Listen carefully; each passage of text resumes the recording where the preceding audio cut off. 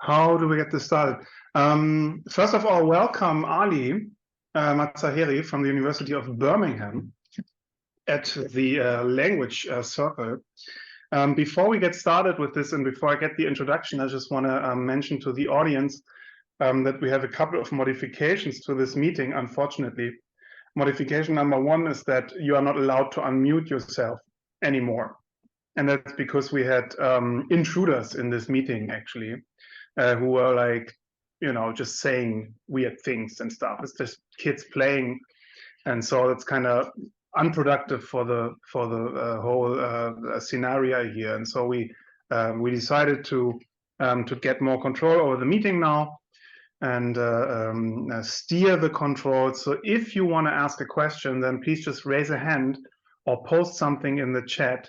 And then we're happy to unmute you at our earliest convenience. Yeah, please don't be disappointed. It's just a safety measure, really, to keep everything a bit tidy.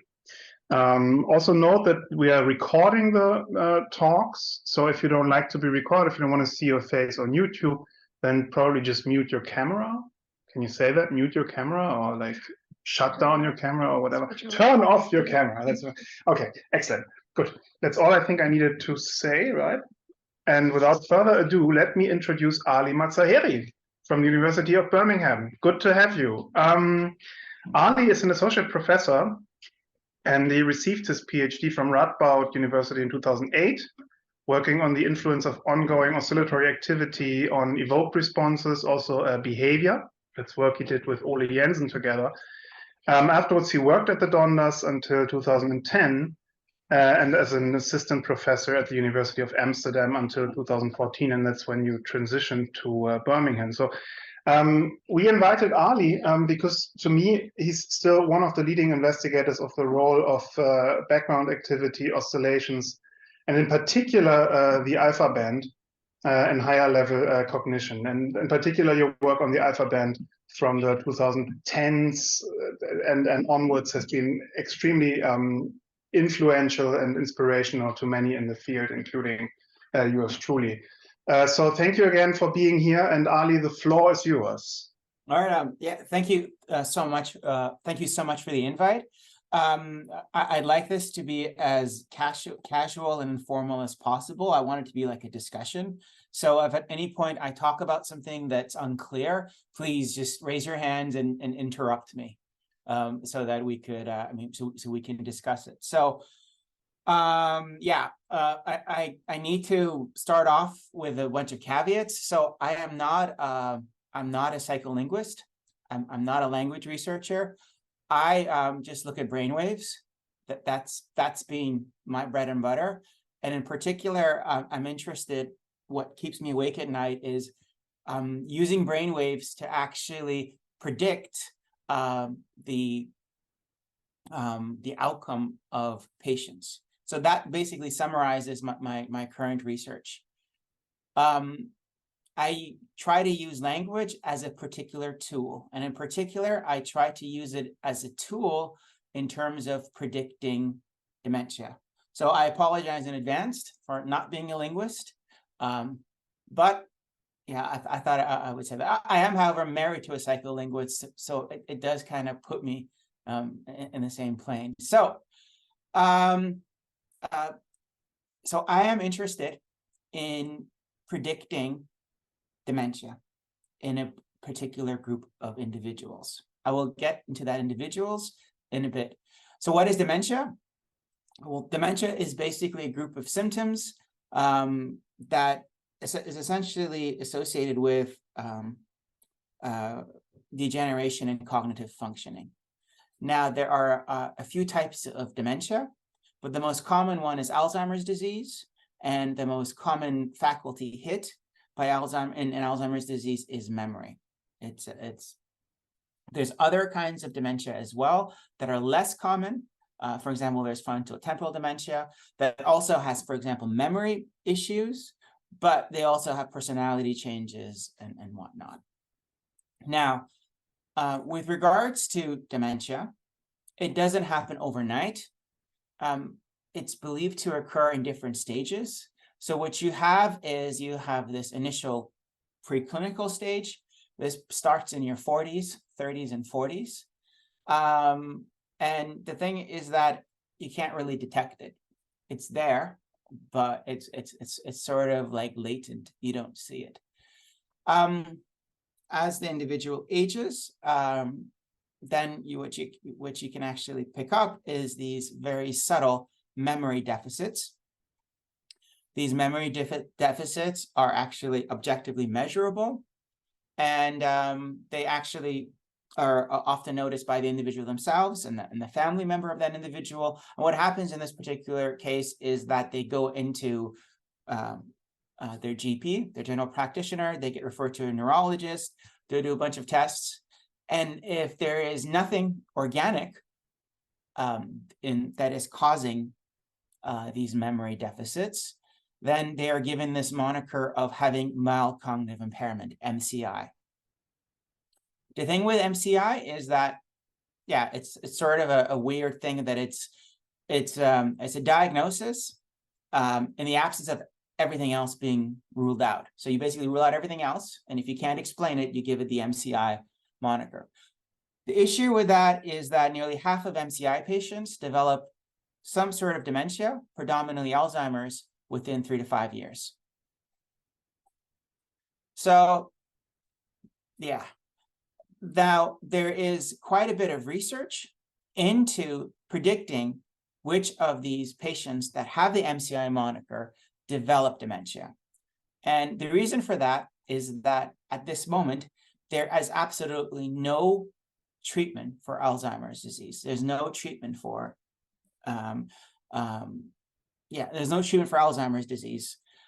The thing with that is that there have been a lot of investigations into it, and what they think is happening is that, well, when the drugs are being prescribed, they're being prescribed too late. And if somehow, and I'll go back with the slide, if you can take an individual and give them these drugs that are thought to theoretically stop Alzheimer's in its track earlier and earlier, then perhaps they might actually work and prevent dementia from happening. So as such, there's a lot of investigation trying to predict which of these patients are going to get Alzheimer's disease in the upcoming future. As such, there's a bit of backlash to the MCI. For example, in the UK, they don't like the term MCI. The neurologists, they think that it's something that the drug companies came up with in order for them to still be able to do research and development. Because as it is, it doesn't really tell someone anything other than, yeah, you might get Alzheimer's in 3 to 5 years. And I keep saying Alzheimer's because that is the most common form of dementia, but there are other forms of dementia as well. But Alzheimer's, again, is the most common one. Any questions so far about this context? I'm sorry, I'm trying to build context to what I'm trying to do. And a lot of you might actually already know this, but is this clear so far? Awesome. Now, there's quite a bit of industry into trying to predict which individuals that have the MCI moniker develop Alzheimer's disease. And a lot of this actually involves memory tests. And there's a lot of research on this, that they have individual memory tests, there's a combination of memory tests, and none of them seem to actually work particularly well. They predict the severity of MCI, but they don't predict which patient is actually going to get Alzheimer's disease. It's the case that, okay, if a patient has particularly severe MCI, particularly severe memory deficits, chances are they are going to likely develop Alzheimer's disease, because, I mean, they're doing pretty bad off. But again, it doesn't give any predictive value. There's also an industry with all sorts of markers, biological markers of predicting which patient is going to actually get Alzheimer's. This includes looking at amyloid markers. These are these blood markers that are found in the blood. No one knows where they're coming from, but somehow if they're raised, it's predictive of someone getting Alzheimer's disease. You can also get these in the cerebral spinal fluid. There's also other tests you could do with this. For example, The seed of Alzheimer's is thought to be the entorhinal cortex and the hippocampus. And there are now MRI sequences that image the entorhinal cortex and come up with a statistic of you developing Alzheimer's disease in 3 to 5 years. Now, all these stuff is out there, but none of it is actually being used. So, I mean, it's all there, but none of it is actually has been taken from the bench to bedside. Now, I got interested in this whole thing rather by accident. I remember it very vividly. It was December 2014, and I had to drive all the way from Utrecht, where we lived, to Birmingham to start my new job. I had my dog Lucy in the car with me. It was a very, very long car ride. And as I was in the car, this part was pretty straightforward. However, when I got to the UK, all of a sudden I realized I had to go on the other side of the road. It was very stressful. However, the BBC was on. And the BBC is wonderful. The BBC has these sort of documentaries, except they're on the radio. And they were talking about the caregivers of Alzheimer's patients. They were talking about their experience. And something that kept occurring to me listening to them is that they kept talking about language being an issue. They kept saying that, yeah, they started using different words. They didn't understand us. They didn't like talking over the phone because they couldn't understand what we were saying.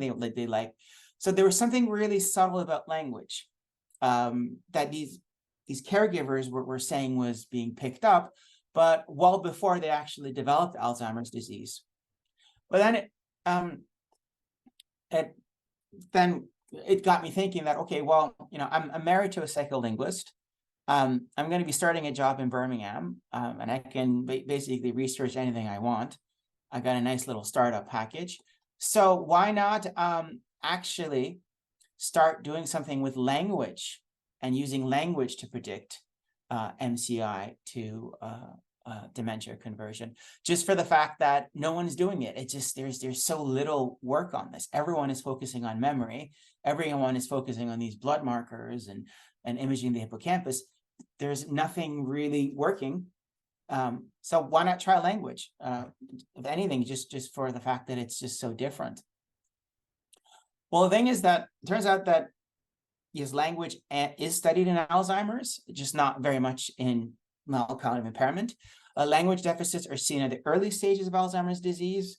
And also when Alzheimer's becomes progressively worse, there's also progressive decline in language skills. So there is something there with that. So then it got me thinking that, well, what happens if you actually start doing a study? And it'll give me a chance to collaborate with my wife, who's a psycholinguist, where we see, well, can we look at brain activity of individuals during a language task and see if it can actually give you some sort of information about MCI patients going on to develop Alzheimer's disease. Everything clear so far? Is the context of the story being there? Cool. Now, the tool I use, and this is where I should give you a bit of background. I'm predominantly an EEG researcher. I love EEG. You put a bunch of electrodes over someone's head. You have access to the activity of millions of neurons. It's very non-invasive. It's very affordable. Boom. Now, the premise of EEG is that, well, you have neurons, and if their activity is synchronized, the signal gets added up. You can pick it up at the scalp. If the activity is desynchronized, so the postsynaptic potentials are not happening at the same time, the signal diminishes. Now, with task-based EEG, and again, I know this is probably a review for a lot of you, you basically have an individual do a particular task. You see when these tasks, what's happening during these tasks, and then you basically sort the activity based on when these things happened. Now, there are two ways of analyzing EEG data. There's the event-related potential approach, which involves you taking a particular event, in this case, for example, the onset of a donut, averaging that, and then whatever is left over, that is supposed to reflect the brain's response to that particular event. The event-related potential approach is actually really powerful. It's been around for a freakishly long time. And basically, the way to think about it is that if you average events together, average a whole bunch of trials with a particular event, you then get these very stereotypical peaks and troughs. And each of these peaks and troughs are thought to reflect, for lack of a better word, a piece of processing that is happening in the brain. For example, you have the N1 and the P2 that happened soon after stimulus onset, and they're thought to reflect basically perceptual processes. So your early sensory cortices going, oh, I hear a bing, I hear a boop. The further you go, you have different processes that are thought to, for example, reflect lexical processing, semantic processing, expectancy, and so on. And the way to think about it is that each of these peaks, they're like a subroutine that the brain is using. A really powerful technique, really cool. There's an alternative way of looking at the EEG signal, which is to look at it in terms of its frequency content across time. The EEGs contains rhythms, patterns that repeat, and you can actually quantify these relatively easily. So in this case, this is a signal of the EEG signal fluctuating over time. You can represent this in terms of frequency over time. So you have frequency here, and you have time here, and you have frequencies. Now, this approach has one advantage over the event-related potential approach in that with event-related potentials, you're averaging stuff that is both time-locked and phase-locked. So in this particular case, you have two signals. You have something that's phase-locked and time-locked, but something that is just time-locked, not phase-locked. If you average these, the phase-locked stuff appears, but the non-phase-locked activity disappears because it just cancels out. However, if you look at the frequency content, the spectral content of the EEG, you get access to both phase-locked activity and non-phase-locked activity. Now, this is a way to, again, to think about this. For example, this is a single trial. And this is of an EEG signal I made up. This is additional activity that comes up. And this is a donut. Now, when a donut comes up, you have this additional activity, and you have this ongoing activity that its amplitude actually decreases. This can be simply represented in this particular spectrogram. The red here represents this signal growing up, and the blue here represents the amplitude of this ongoing signal going down. Now, a lot of you know this, and I'm sorry if I'm just like repeating myself, but I thought I would actually give you a bit of context and background.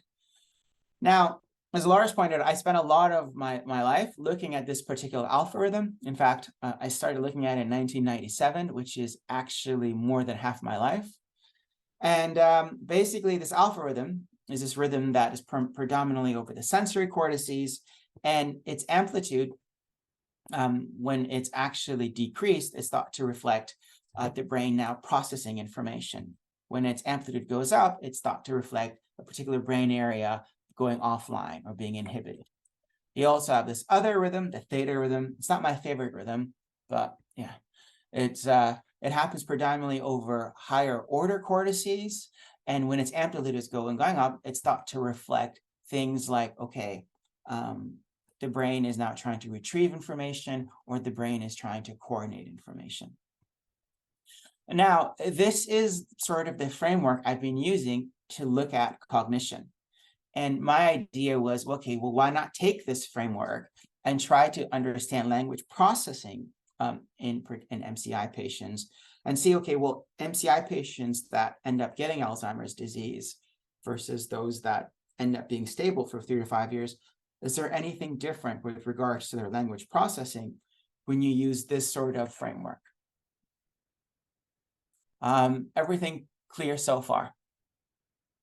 Anything outstanding? All right, cool. Now, there was a problem in us being able to start this study in that patient studies are really expensive and they take a lot of time. And when we started, we realized we didn't have a lot of money, and we also didn't have a lot of time. So what we had to do the ecological thing, which is rather than do our own study, try to look at a study that has used language and see if we can apply this framework within that. And we were very lucky that there was a researcher in California, John Olichny, that a few years back had actually used a language task.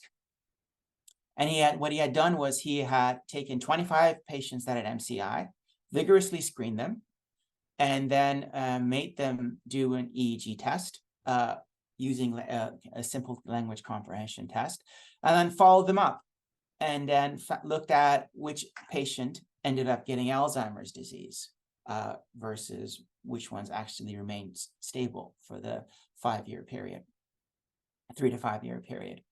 So he had already used this task, and but he wasn't really particularly interested in language per se. He was interested in language in terms of a memory context.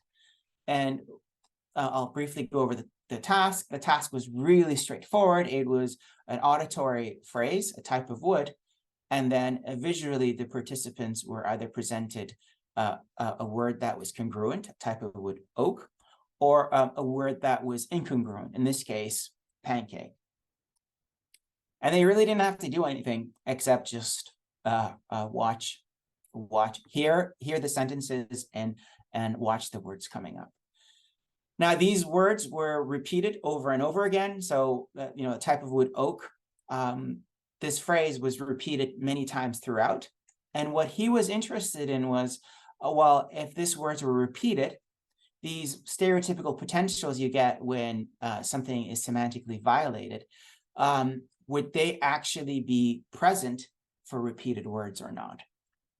And these were his findings, and I'll go over this very quickly. Basically, what he found was that in normal elderly and MCI patients that were stable, when you presented the words and violations, and this was repeated, the second time around, these event-related potentials got smaller. However, in MCI patients that were going to go get Alzheimer's disease in 3 to 5 years, these violations still elicited the same amplitude of a response. It's almost as if they were presenting the word for the first time. So for him, this was a really cool way to look at, to test implicit memory. So he used language for the sake of investigating implicit memory. So I'll quickly skip his results. So what we had was we had access to this data set. So what we thought was that, well, why not now look at this, but look at it from a pure language processing point of view, and also use what we already know about language processing. Well, the thing was that when a word is presented, several things happen. When a word is presented, you have this response, this theta response that happens between 250 and 350 milliseconds. And this response is thought to reflect lexical processing. It's very robust. It's there in all individuals, actually, young and old. And then what you then have is this subsequent suppression of alpha activity, which is thought to reflect resource allocation. We also have this other response that happens 400 to 500 milliseconds, and that happens after lexical processing. And that's thought to reflect more the semantic processing of the word. So that's deeper processing in terms of its meaning. So we have these stereotypical oscillatory responses. Let's see if they're different in MCI patients that were to get on Alzheimer's versus the ones that didn't. And long story short, we got some what I think intriguing results. What we found was that the healthy control, so these were elderly individuals that did not have MCI, they showed this very stereotypical theta response and then alpha suppression after the word. The MCI patients that didn't get Alzheimer's 3 to 5 years later, they had this theta response and also this alpha suppression. The MCI patients that would get Alzheimer's disease, they had the alpha suppression, but this theta response was significantly diminished. This is the time course of the theta activity. And this is the theta activity from each individual participant in the study. Now, if you look at this closely, this isn't a particularly sensitive, like it can't at an individual level predict 100% someone's going to get Alzheimer's disease, but it is pretty intriguing how small this response is and how specifically this theta response is in patients that were to get Alzheimer's disease in 3 to 5 years. Any questions so far?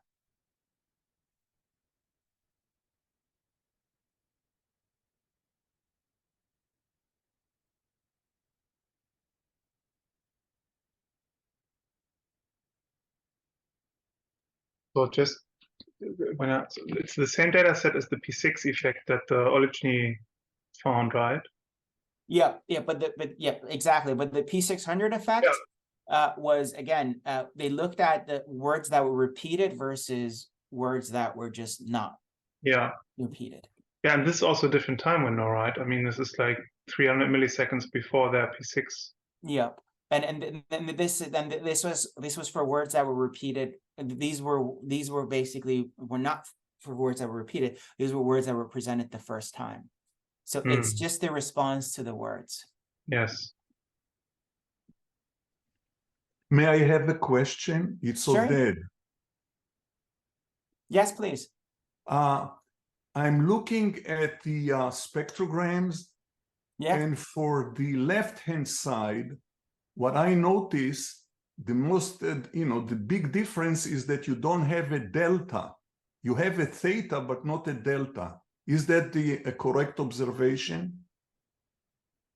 Yeah, well, the thing is that the response is actually it's the theta so right. it's, yeah. But from 0.4 in a way, you don't have a delta anymore. Yeah.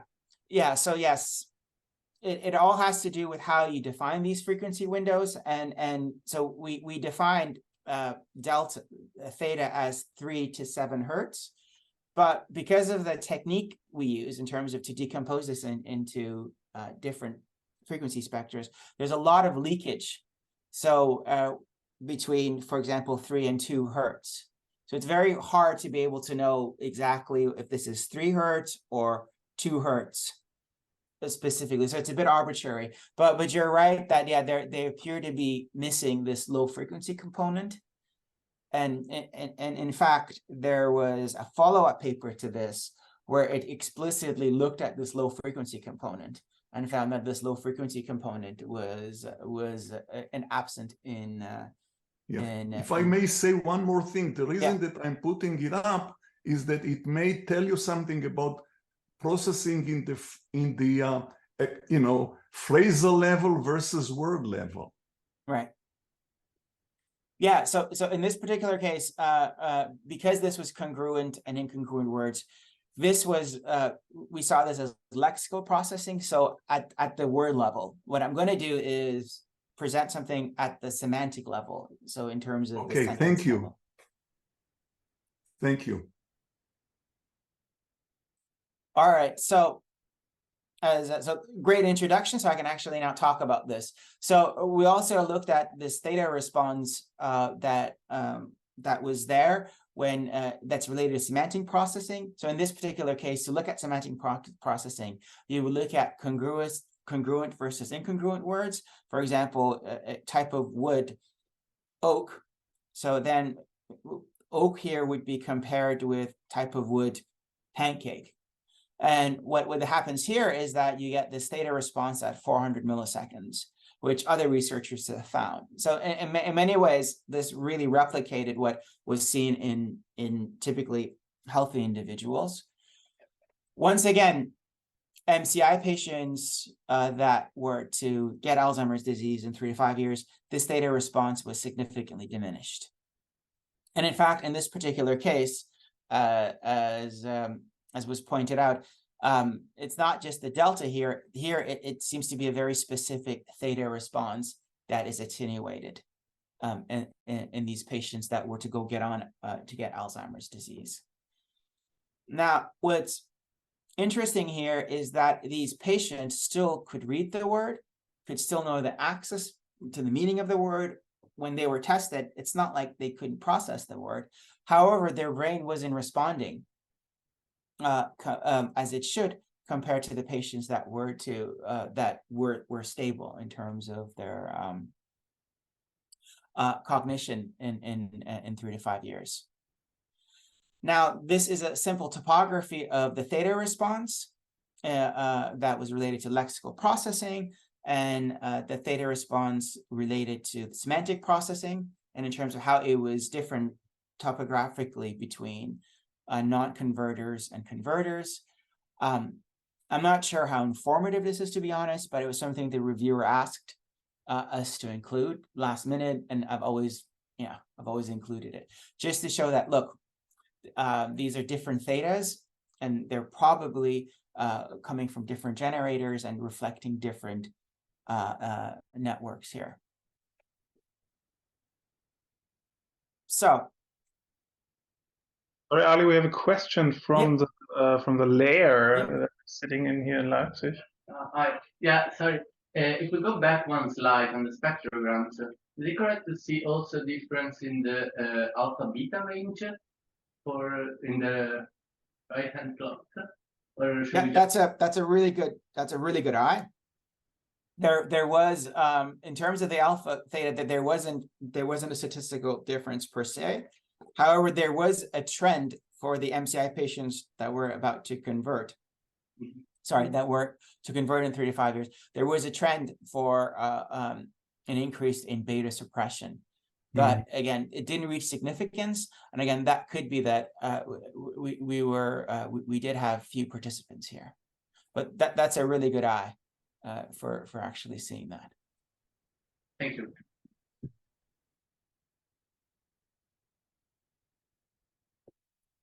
All right, so for us, this was encouraging in that we kind of I think there's an expression, cutting our teeth. My wife and I started cutting our teeth on actually looking at patient data, and it was our first collaboration, and it was really great.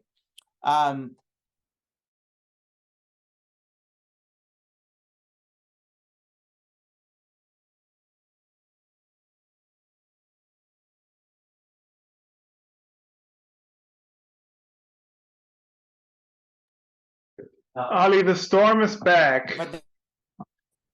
Sorry. We didn't hear you for the past like 20 seconds. And can you hear me now? Yes, now we can hear you again. And your image is also a bit freezing. Oh no. But no, it seems to be okay now. Let's just continue. Maybe you can start again from where you ended at 20 seconds ago. Oh man, this is a nightmare. So I'm also getting an error. So I'm actually at work now. So this is the university network. So it should be super fast, but okay. Where was I? What happened was that, so after we published this study, we set more funding, and we started getting a bit of a network in the UK. And we had the opportunity to actually now, rather than use data that was collected, set up our own study where we could actually have our own paradigm and have our own patients. Can everyone still hear me? All right, great. So so we knew that there was something that was special about lexical and semantic processing based on this recycled study. So we thought, okay, well, why not now look at this with a paradigm that really focuses on both lexical and semantic processing, that is very quick to administer to individuals. And so there, my wife came up with this really straightforward 2-word paradigm where you're either presented 2 words, like swift horse, swift followed by horse, or you're presented a letter string and another word. Now, this allows you to look at both lexical processing when you're comparing swift versus the letter string. It also allows you to look at semantic processing when you're looking at horse when it was preceded by swift, as opposed to horse when it was preceded by a letter string. So it's basically this really quick and dirty way which we can paradigm which we can use in patients. It won't take too much of their time, and yeah, they could actually do it. Can everyone still hear me? All right. So we had this paradigm, and we first validated in a population of healthy older individuals. And we found a lot of things which I won't get into, but the most striking thing was when we looked at lexical retrieval versus non-lexical retrieval. So that is when we're comparing, for example, swift versus a letter string. What we would get this really nice beta rebound, alpha beta rebound that happened. That was basically there for lexical retrieval, but this rebound wasn't there for non-lexical retrieval. In terms of semantic binding, so in this case, when we were comparing horse swift versus horse a letter string, once again we got this beta activity, but again it was very, very short in time relative to what we saw for the lexical retrieval. This was a full cap study. I'm not sure any topographies, but these were predominantly over occipital and parietal cortices, these effects. So this was done in healthy older adults. So we were like, okay, we now need to do this in patients. So we got access to these group of patients at the Cambridge Hospital, University Hospital. There were these patients that were vigorously screened. There were 23 patients between 51 and 86. And they were MCI, they were diagnosed by a neurologist using the gold standard for do you have MCI or not, based on these 4 criteria. And then we also had 23, in this case, matched healthy older adults, which we were reasonably sure did not have any sort of MCI based on their neuropsych tests. There was a bit of a hiccup in the study in that we couldn't do a full cap on them. We couldn't do a full cap EEG on them. This had to do with the fact that we couldn't get their hair wet, and there was this time limit. So rather than doing that, we decided to use these really cool, nifty tape electrodes, which you can just tape around the ears, and then you can then plug it into your EEG amp, and it works brilliantly. I don't have any stock in this company, but they're actually magnificent. They were developed by Stefan Debner. They're dirt cheap. They're 15 pounds a pair, and they last for like 10 participants. And they're a really cool way, I think, to collect data in the clinic when you're pressed for time. So yeah, so what we decided to do was do our paradigm, not use an EEG cap, use these tape electrodes, and see if we can find any differences between MCI patients and controls, and also see if we can predict which MCI patients we're going to go develop Alzheimer's disease or not. What was really cool was that we were able to replicate the patterns we saw on the full cap EEG with the secrets.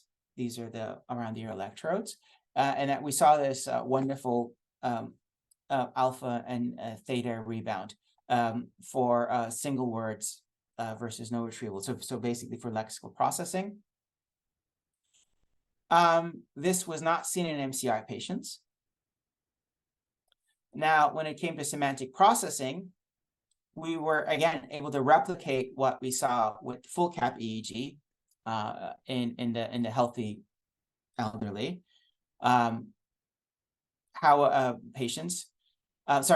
healthy elderly individuals, but this response was relatively absent in the patients.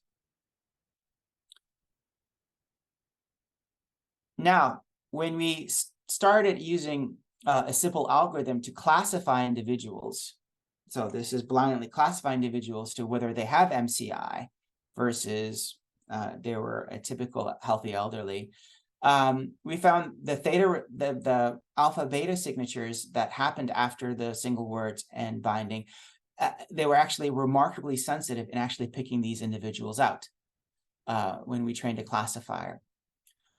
So this was really encouraging. However, this is a caveat in that we didn't really do any cross-validation here. We did it just because we felt like doing it and the reviewer asked. But what you really need to do in this particular case is run a whole new study and then see if these beta signatures can actually have the same sort of performance here in identifying MCI patients from controls. Now, we were really interested in tracking these patients and seeing which one of them was going to get Alzheimer's disease. That is still ongoing, so I don't have that data set already, but hopefully we will find out in the future. Any questions so far?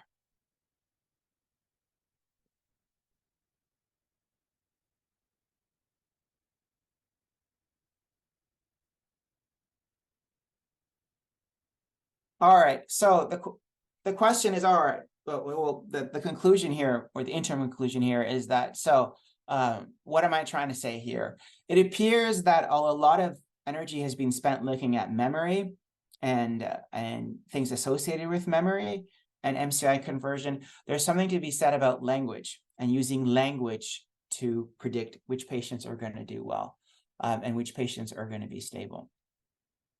So that's kind of cool, right? It's sort of like a new vista, but it's also an interesting vista as well, because everything with Alzheimer's has focused on the entorhinal cortex, and these other parts of the brain have been ignored. And for example, this theta response, it's been localized in previous studies to, for example, the visual word form area.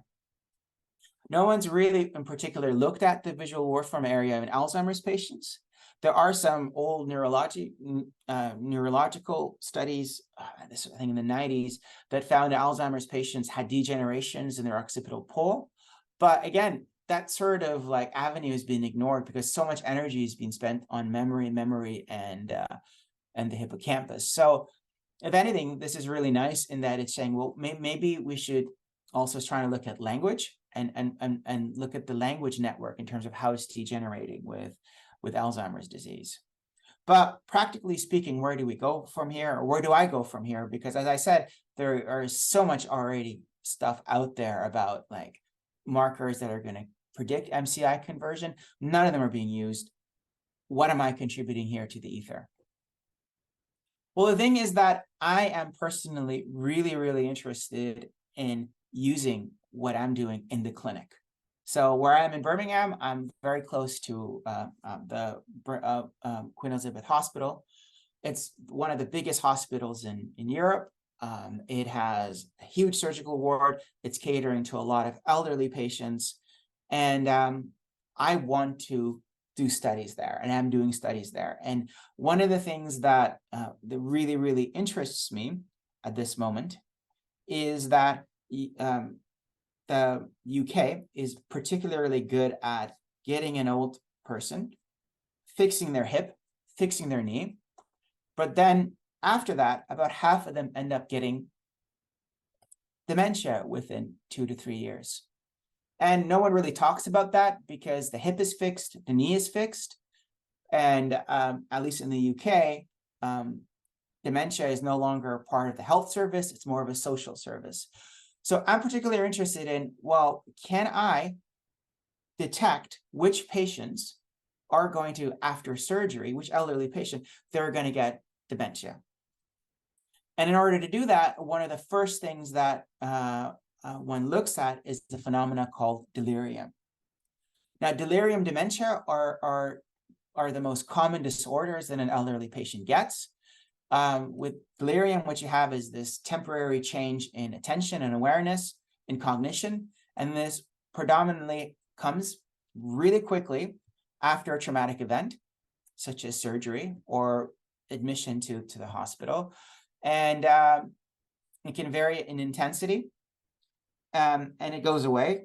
The problem is that, and if an individual has delirium, they're twice as more likely to die within a year than someone who didn't get the delirium. And also, if someone gets a delirium episode, there is a really big chance of them actually getting full-blown dementia in a year. So there's something about this acute, really transient change in cognition that happens after surgery or after hospital admission.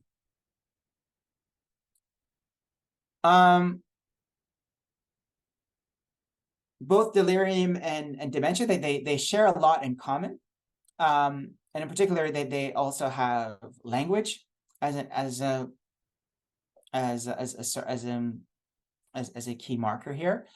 So, and the idea that they think is happening is that what you have is you have a patient, an elderly patient. They already have a vulnerable brain, so they probably already have MCI or something before MCI. They go under the knife. And then what happens is that they develop delirium. And then this leads to a shitload of other things. And eventually what you end up with is dementia. So what I'm trying to do at the moment, and this is a study that we just got funding for, is take elderly patients that are that have planned surgery and do a vigorous bunch of tests, including a language task, attention task, neuropsych tests, do the surgery, not doing the surgery myself, see if they've developed delirium or not, and then follow them up within 6 months. And the idea here is that, is there any combination of these things? Is there anything that you could use that's going to predict which patient is going to get delirium and which patient is going to get some sort of dementia within 6 months to a year? So this is really cool. Just got the funding. Excited. I have till March to launch this study. And I want to use language here as a tool.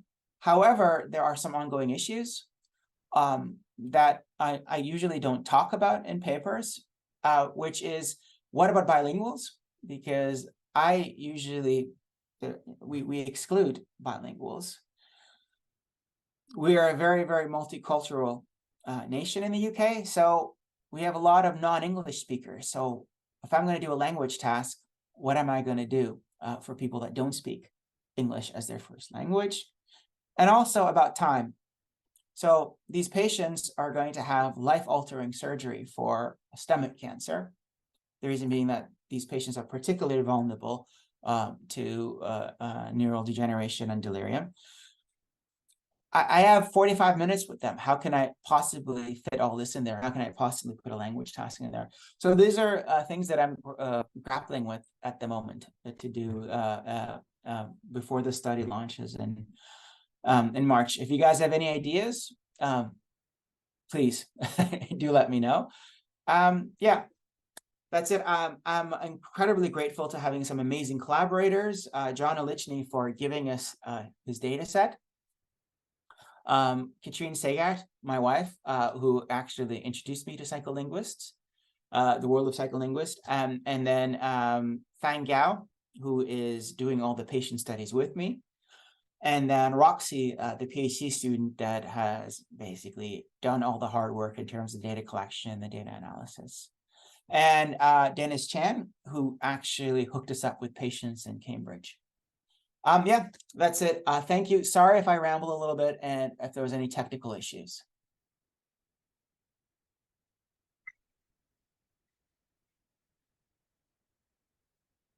Thank you, Ali, for the inspiring presentation. Great work. Are there questions in the audience online? Then please post them in the chat, and we'll be happy to unmute you from the bridge.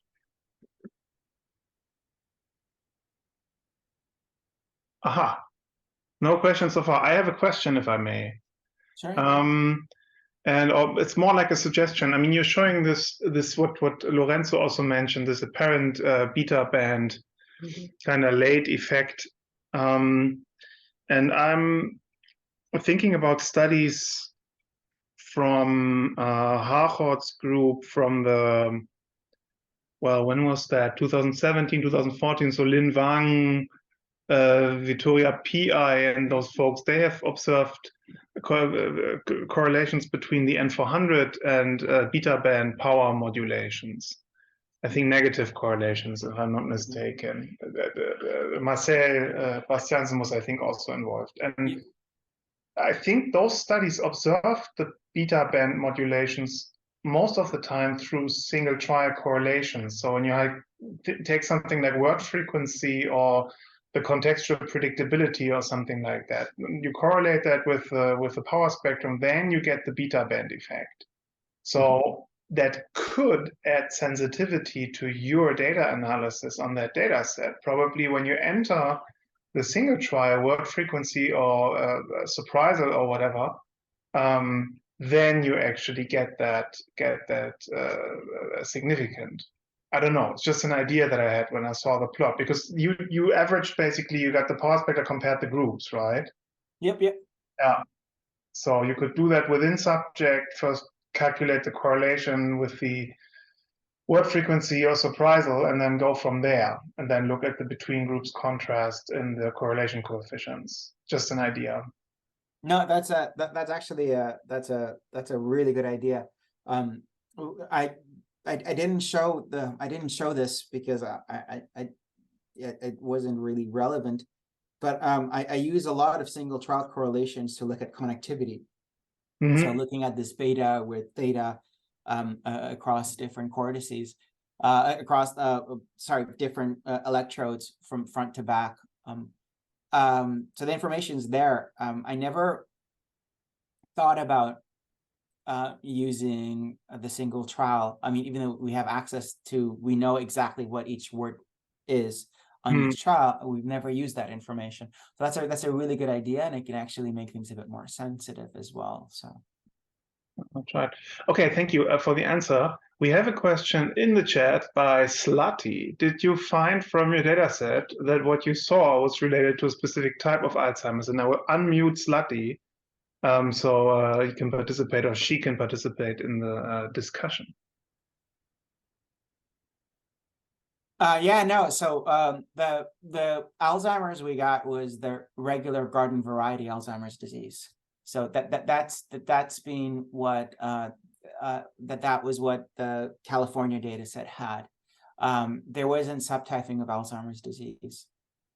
I was wondering if they had any information about genetics. Probably they didn't, or do you know if they did? Sorry, I didn't quite catch that. I was wondering if they had any information at the later points of genetics. You know, when people get diagnosed, sometimes they get like. Yeah, no, that's a really good point. No, there isn't anything there. So this data set was collected back in 2000, and so John Elichny collected this back in 2002. So unfortunately, also a lot of these people have passed on, and also at the time, I mean, this stuff, a lot of what's available wasn't available then. So that, okay. But the data set in Cambridge, they have a lot of tests done on them. So it's just a matter of tracking them. So this is something that we want to look at actually, because they're we still have all their, we don't have their blood samples. It's held there, but they have blood samples, they have MRIs, they have a lot of information still. Thank you. Okay, next question is by Alina Studenova, and I think you can just ask it yourself, right? I don't have to read it. Yeah, thank you very much for your talk. I'm actually a big fan of your prior work, so I'm doing this asymmetric oscillations stuff for my research. But for this talk, I was wondering about your first study. So there are differences in theta in the like after the stimulus onset, and you baselined it obviously, but was there any difference in the baseline? No, there wasn't at all. So yeah, okay. Yeah, and we also had a bit of resting state. No, nothing. So this was purely event-related theta. Okay, thank you.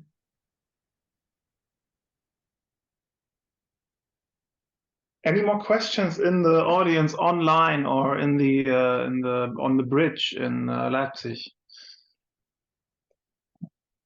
I have a short question. Like, it's the first time I see this behind ear electrodes, and yeah, I'd like to know, like, how do they correlate to ordinary EEG measures? Like, what scope can they catch? What scope of signals? How are those two related? Yeah, so that's a good question. So, Stefan Debner, he the person that invented them, he actually does a lot of comparisons between the two. He has people wear the cap, and the C-grids, and basically you get very similar patterns of activity. The problem is that you lose spatial specificity, but you're also not picking up very frontal sources of activity. Yeah, it depends on what you're using it for. So in our particular study, we did it both full cap, and then we did it with that, and we knew what signatures we were getting at, and we didn't really care where the signal was coming from per se. We just wanted to see the signatures. But he's done a series of really systematic investigations looking at, okay, what sources can you pick up, what's not absent, and for particular auditory stuff, they're remarkable in terms of what the signals, what they can pick up compared to a full cap setup.